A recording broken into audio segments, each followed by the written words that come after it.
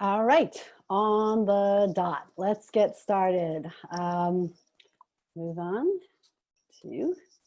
So today's webinar, welcome to Extended Disc webinar. My name is Christina Bowser and I'm the training director here at Extended Disc. And joining me today is my colleague, Markku Kaupinen, president of Extended Disc. Hi, Markku. Hi, Christina. Hello, everybody. Welcome to the webinar. So today we have a 15-minute webinar, and we're going to focus on a brand new assessment tool that we have called the Remote Worker Self-Study Workbook. We will be recording this in case you need to pop out or you need to review anything later. We love your questions. Unfortunately, we won't be able to answer them live today. But please put them in the Q&A section and we will follow up as soon as this webinar is over. So, what a timely assessment. Oftentimes we think about how a lot of us are working at home and, the situations, the requirements are different from what we call the kind of the traditional work or office setting. We just do things differently. Schedule. I can't just run into your office and say, Markku, help me. I don't know how to answer this question. So tell us a little bit about this new self-study workbook we have. Yeah, and honestly, we kind of got timing was sort of lucky in a way because we started this project of developing this early this year before we knew anything about coronavirus. So if we heard about it, we really didn't understand the impact. So the timing really, really was good in a way. I mean, for unfortunate reasons, but the timing was good.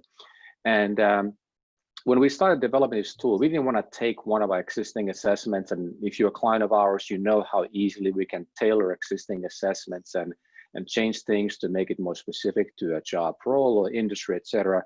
This we actually went and did a lot of research and what are the important things for remote workers.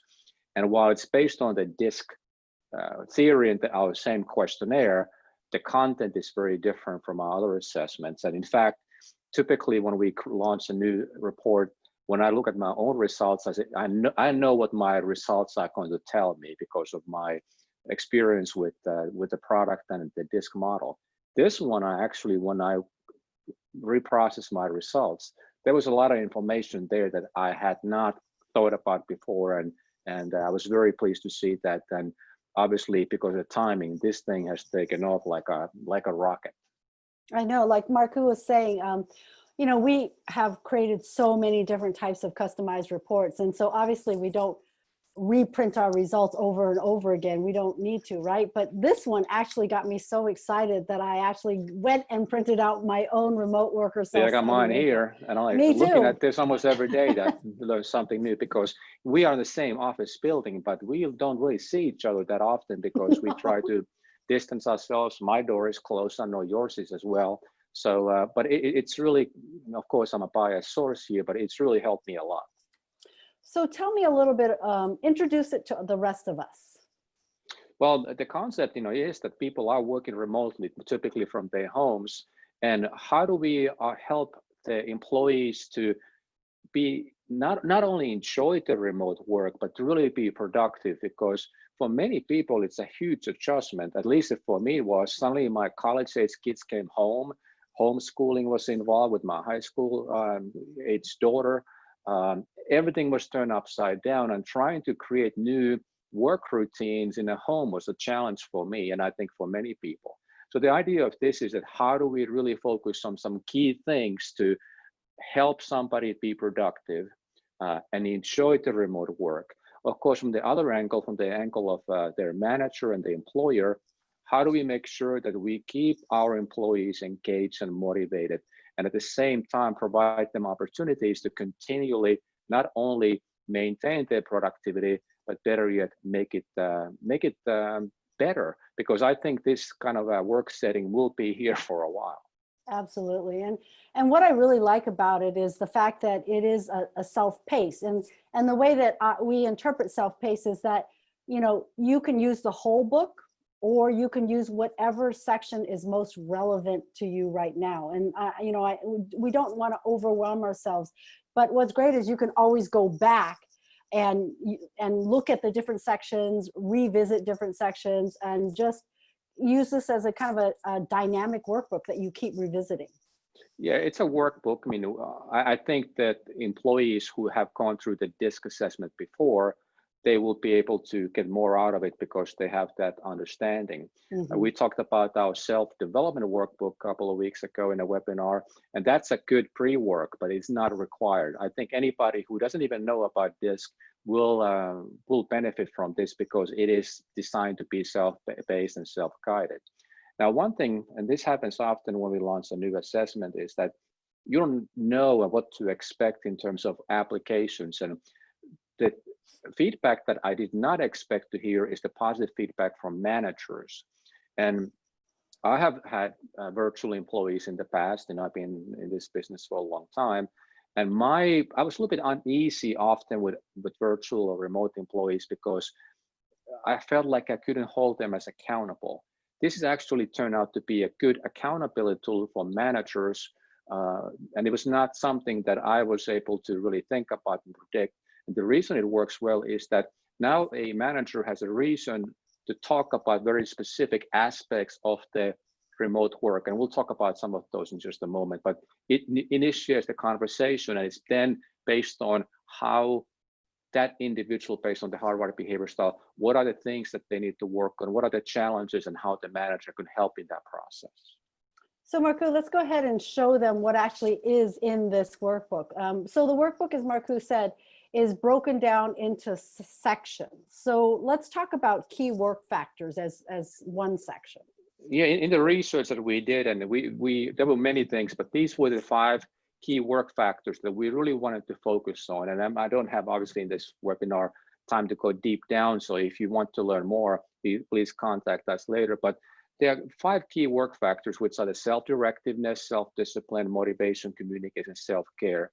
And very quickly, the self-directiveness is really focusing on how do we take control of our work as remote workers.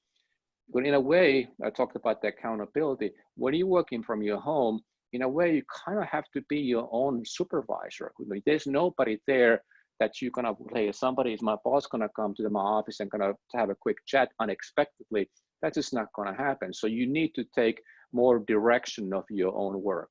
The second one is self-discipline. And Christina, I think we have an example here.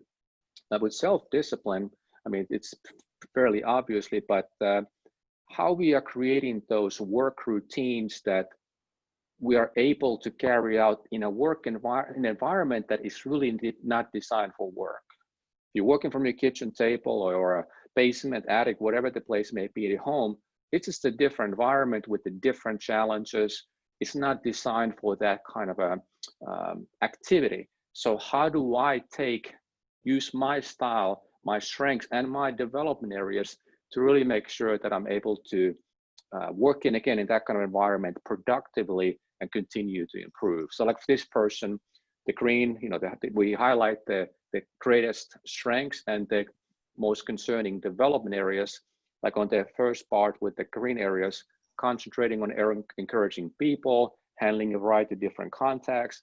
Those are the kind of things, these kind of behaviors that is very comfortable for this person. So that is not going to require as much discipline. We want to use those strengths, maybe not spend too much focus on it so they don't become a distraction and a liability. And then we have some behaviors that are more of a challenging, like the last one there, avoiding mistakes in details. Hey, that's not my strength. I need to make sure I build some structure in this environment, not designed for work, that I'm going to be able to make sure it's not a problem. Yeah, and it was just a good reminder to me, because a lot of times we know this about ourselves, right? But we're just not always consciously aware of. And I'm someone who tends to be easily distracted by family members. So it was a good reminder to me that in my self-discipline, I had to kind of set my limits. So that's my own personal. But okay, let's talk about what are key mental factors, Markku? Well, there are 3 of them, and of course there were a couple of others of those work factors, but if you want more information about that, please let us know. The key mental factors are the attitude, trustworthiness, and adaptability. And without going into details, because there's a lot of information in the report, my attitude really becomes, how do I maintain that positive attitude?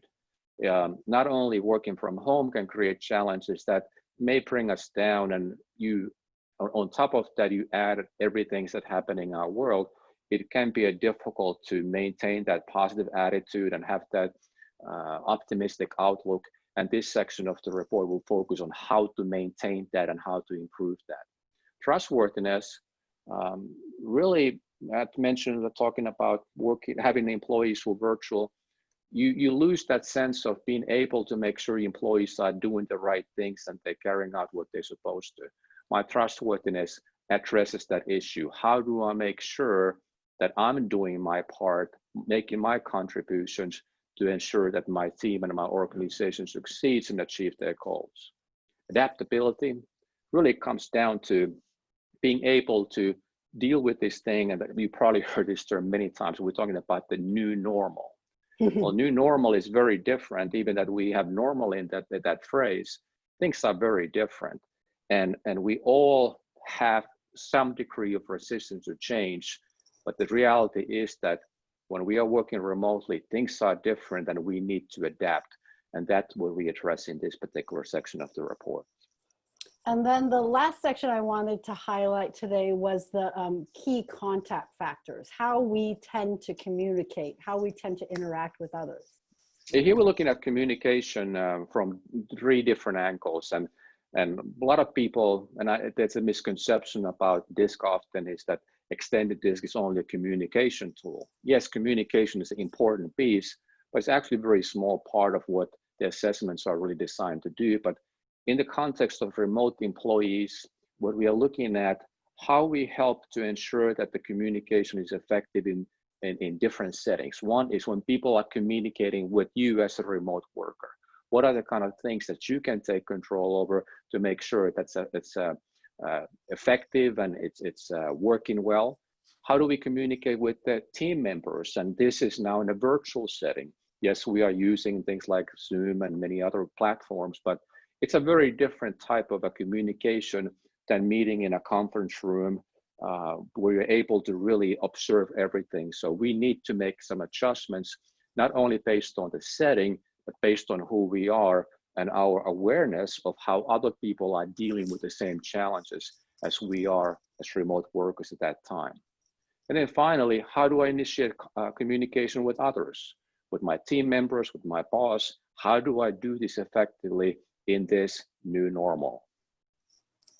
And one of the questions that popped up in our Q&A that I just wanted to answer because it's very quick, is this assessment available to our active users right now? It absolutely is. In fact, if you wanted to use your own results and reprint a report for yourself, you can do that in your account. You can reach out to customer service at extendeddisc.org, and we can help you start to use this assessment. Yes. How about for other people that are interested in getting this assessment? Yeah, I was going to say, if you want to use this, your existing client, we just contact us and we'll add this assessment to your assessment portal and you're good to go. Our clients, hopefully you all know that when you have somebody who's completed the questionnaire, getting a report like this new remote worker assessment, there's no additional cost to you. We don't charge per report, we charge per person. If you're not a client, first of all, you should contact us and find out if this may or may not be a fit for you. Because if you have remote workers, this is a great way to really make sure that you are providing tangible information, tangible support to make sure that they succeed. And you are helping them dealing with the difficult situation and also dealing with the situation that is here for a long time. Who knows how, when we return to what things were like 6 months ago, I don't think things will ever go quite to the same thing, but more and more employers,